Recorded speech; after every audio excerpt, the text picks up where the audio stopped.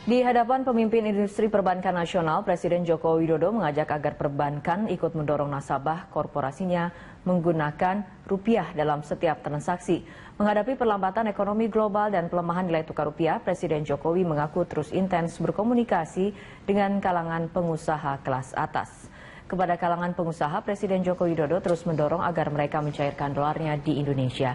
Presiden juga mendorong eksportir untuk tidak memarkir hasil ekspornya di luar negeri, namun harus dicairkan di Indonesia. Dari sisi regulasi, Presiden Jokowi menyebut OJK juga telah menerbitkan belet yang mempermudah warga negara asing untuk menyimpan dolar di perbankan Indonesia. Selain itu, Presiden juga menekankan pengusaha tertib membayar pajak.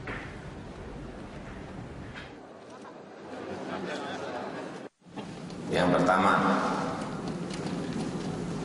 menggunakan transaksi dalam negeri dalam bentuk rupiah. Ini penting untuk stabilisasi rupiah kita. Yang kedua,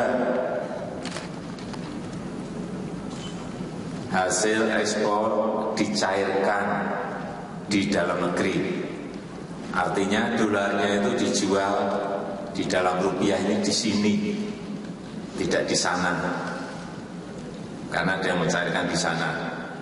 Ini tolong agar diminta dicairkan di Indonesia. Ini penting sekali karena sekarang kita memang memerlukan dolar. Kemudian juga diminta agar menaruh dolarnya. Kalau dolar belum dipakai, menaruh dolarnya di dalam negeri. Ini yang bisa meminta seperti itu justru direksi perbankan, bukan siapa-siapa.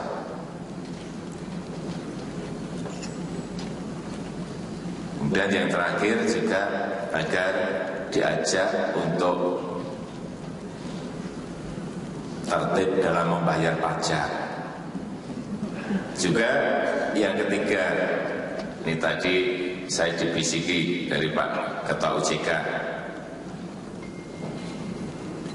bahwa sekarang diberikan kemudahan bagi orang asing untuk membuka rekening di Indonesia. Untuk membuka rekening talas di Indonesia dengan jumlah maksimal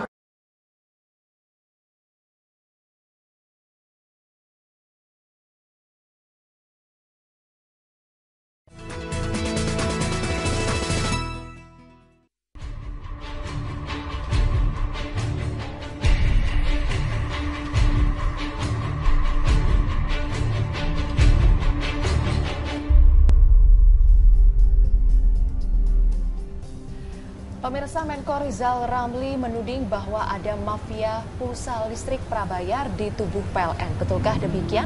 Nanti kami akan membahasnya bersama dengan narasumber yang sudah hadir. Tapi sebelum itu kami akan hantarkan dulu paket informasi berikut ini. Setelah mengkritisi mega proyek pembangkit listrik 35.000 MW, Menteri Koordinator Bidang Kemaritiman dan Sumber Daya Alam Rizal Ramli mensinyalir dugaan adanya mafia yang memonopoli distribusi pulsa listrik prabayar. Akibatnya, masyarakat harus membayar mahal pulsa listrik prabayar yang dibeli lewat sistem token. Rizal Ramli pun meminta PLN mengkaji kembali sistem pembelian listrik prabayar lewat token yang membuat masyarakat membayar lebih mahal. Rizal Ramli juga meminta PLN mengakhiri monopoli penggunaan instalasi listrik sehingga rakyat bisa memilih menggunakan sistem token atau membayar tagihan listrik bulanan. Di zaman dulu sampai sekarang rakyat itu diwajibkan pakai pulsa. Ya, karena ada yang main monopoli lah di PLN di masa lalu. Itu kejam sekali, karena ada keluarga-keluarga yang anaknya masih belajar jam 8 malam, pulsanya habis. Tidak semudah nyari pulsa telepon. Nyarinya susah, ya kan? Nah, yang kedua adalah mereka beli pulsa 100.000, ternyata listriknya hanya 73.000. Kejam sekali, 27%. Disedot oleh, sebutnya apa nih Pak? Provider lah. provider yang setengah mafia gitu kali ya. Ya, untungnya besar sekali mereka. PLN pun membantah tudingan Rizal tersebut. Direktur Utama PLN Sofyan Basir mengaku belum tahu jika ada mafia token listrik di PLN. Sofyan berjanji akan menelisik mencari tahu tudingan Rizal Ramli terkait mafia token listrik. PLN menduga Menko Kemaritiman dan Sumber Daya itu mendapatkan informasi yang keliru mengenai penghitungan pembelian pulsa listrik karena pembelian pulsa listrik tidak bisa disamakan dengan membeli pulsa telepon prabayar. Dan selain itu, besaran listrik yang didapatkan pun berbeda tergantung golongan pengguna. Kalau memang ada tindakan-tindakan yang keliru yang dilakukan oleh provider atau PPOB, kami akan buang mereka. Mungkin kami akan kembali ke sistem perbankan saja. Tapi apakah di daerah-daerah terpencil, pulau-pulau terluar yang belum ada sistem perbankan juga bisa dilaksanakan? Kan tidak. Difikirkan untuk kembali ke meteran kalau mungkin. Memang ada, kami punya risiko dengan merekrut orang ratusan ribu lagi. Bagaimana misalkan 56 juta penduduk harus satu persatu kita datang ke meteran, ya kan? Bagaimana mencatat meter, pulang lagi baru masukkan data ke PLN. Itu pun banyak oknum pencatat meter yang tidak mencatat dengan baik. Besarnya jumlah biaya administrasi dalam pembelian pulsa listrik menjadi keluhan pelanggan yang menggunakan sistem listrik prabayar.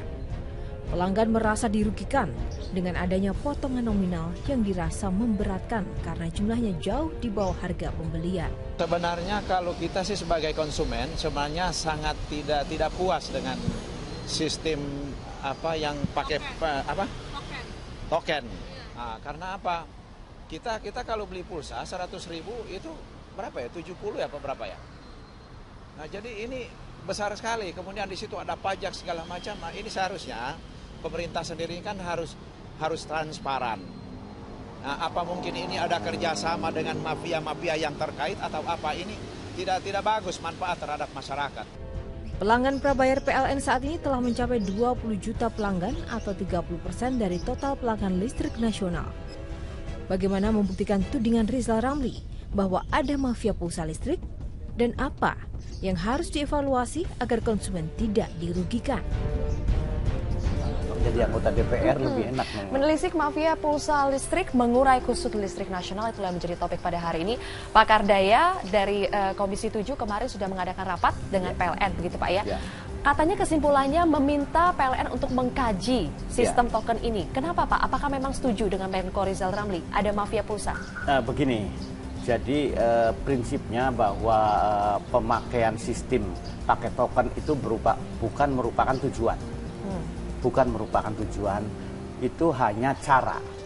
Tujuannya apa? Tujuannya agar pembayaran listrik itu lebih sederhana, lebih efisien, lebih transparan, dan juga ya tidak seperti yang sebelumnya itu bahwa kalau pakai pencatatan orang itu nanti mencatatnya salah dan lain sebagainya. Jadi itu merupakan cara untuk mencapai tujuan. Nah, sekarang setelah dipakai, lalu tentunya itu harus dievaluasi. Nah, Pak Rizal Ramli, Menko Maritim, itu menyampaikan bahwa ini begini, gini ada quote unquote ketidakpasan dalam penentuan dan lain sebagainya, sehingga dikatakan quote unquote juga ada mafia. Nah, saya tidak masuk ke masalah mafianya karena saya tidak mempunyai data, tidak mempunyai informasi mengenai mafia itu. Tapi begini, bahwa sesuatu sistem itu ya kalau memang perlu dievaluasi ya dievaluasi. Nah, sehingga kemarin rapat dengan Dirut PLN, kesimpulannya salah satunya adalah sistem itu perlu dikaji kembali. Dikaji kembali itu dari hasil kajiannya itu bisa macam-macam. Oke, Pak Kardaya, tadi Anda bilang token itu adalah cara untuk mencapai tujuan. Kalau Anda lihat dengan cara token ini sebetulnya mencapai tujuan tidak? Yang lebih sederhana, efisien, transparan, mencapai itu tidak? Ada beberapa sisi positifnya token itu dibandingkan yang ini, yang meteran, tapi ada juga tentunya apa saja sisi itu, Pak, menurut negatifnya. Anda? Tapi begini, kemarin waktu rapat dengan Dirut PLN disampaikan oleh Pak Sofyan, bahwa ini permasalahannya itu karena waktu bayar tiap bayar token itu ada biaya administrasi. Ya. Sedangkan kalau bayarnya tuh katakanlah 20.000, 20.000, Nyicil belinya sedikit-sedikit tiap gitu Pak ya. 20.000 itu kena biaya administrasi. Tiap 20.000 kena biaya administrasi. Kalau belinya 100.000 itu biaya administrasinya kena sekali. Nah, ini yang jadi masalah. Oke. Baik Pak Kardaya, karena itu yang menjadi masalah Ya, sekarang antara ini, lain, tapi ada yang lain juga. Sekarang saya ingin minta konfirmasi dari Bapak Adi Supriyono, ini Corporate Secretary DPLN. Selamat pagi Pak Adi. Selamat pagi. Oke, Pak Adi, saya ingin minta konfirmasinya. Menko Rizal mengatakan ini ada mafia pulsa listrik. Sebetulnya bagaimana? Tanggapan Anda bagaimana? Saya kurang tahu apa yang dimaksud dengan mafia pulsa listrik gitu ya. Karena kalau dikaitkan dengan angka yang tersedot 27%, setahu saya dalam token pulsa listrik ini potongannya hanya sekitar 5.000-an gitu. Oke, potongannya itu untuk biaya administrasi bank dan juga PPJ ya, pajak penerangan jalan. Pak, ya, itu tadi pertanyaan yang 100.000 ya. Betul. Tapi kalau untuk biaya admin itu dikenakan untuk semua kan Pak, dari mulai 20.000, 50.000 dan seterusnya?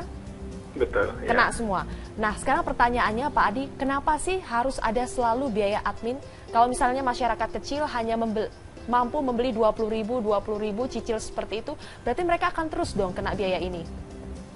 Iya, betul. Itu dianggap merugikan masyarakat loh Pak. Itu adalah biaya yang dikenakan oleh bank. Itu tidak masuk ke PLN, Pak. Siapa yang membuat peraturan itu, Pak? Kenapa harus ada biaya administrasi?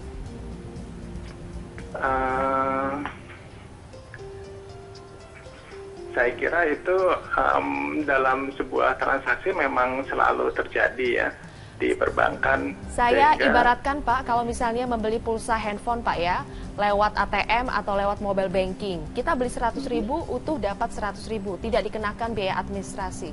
Lalu kenapa sekarang mau beli pulsa listrik harus ada biaya administrasi Pak? Ya tentunya tidak semuanya begitu juga ya pulsa handphone itu. Saya beli juga kadang dikenakan, kalau kebetulan saya memang sebagai nasabah bank, di situ memang ada yang beli 100 dapatnya 100 gitu Mbak. Oke, nanti saya ingin minta tanggapannya dari Pak Kardaya, tapi kita harus jeda dulu. Pak Adi tetap tahan di line telepon Anda di sana. Pemirsa, kami akan kembali usai jeda.